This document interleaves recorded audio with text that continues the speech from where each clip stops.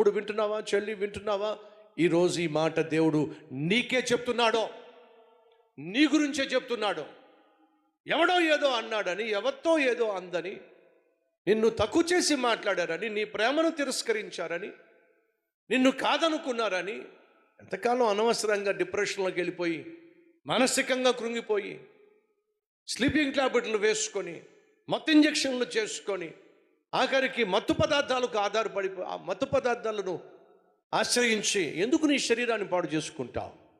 ఎవడు కాదన్నాడో, ఎవరి కాదందో, ఎవరు నిన్ను తిరస్కరించారో, ఎవరు నిన్ను చిన్న చూపు చూశారో, వాళ్ళు సిగ్గుపడే విధంగా నువ్వు విజయం సాధించటమే వారికి ఇవ్వగలిగిన సరైనటువంటి జవాబు.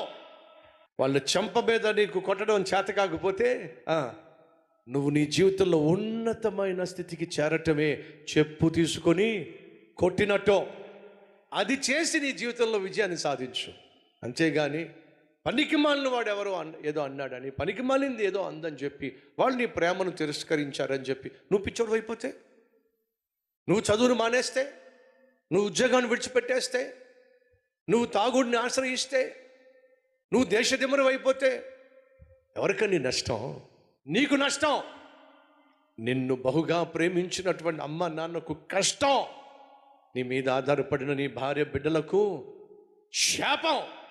కాబట్టి ఎప్పుడైనా సరే ఎవరైనా మిమ్మల్ని తిరస్కరించినా, చిన్న చూపు చూసినా, తక్కువ చేసి మాట్లాడినా, హేళన చేసినా, ద్వేషించినా, దూషించినా, నువ్వు చేయగలిగింది ఏంటి తెలుసా? వాళ్ళు దేన్ని బట్టి నిన్ను దూషించారో, ద్వేషించారో, హేళన చేశారో, తిరస్కరించారో దానిని బట్టి వారు సిగ్గుపడే విధంగా నువ్వు ఉన్నతమైన స్థితికి చేరటమే దేవుడు ఆశిస్తుంది. వినండి, యేసుక్రీస్తును యెరూషలేము పట్టణం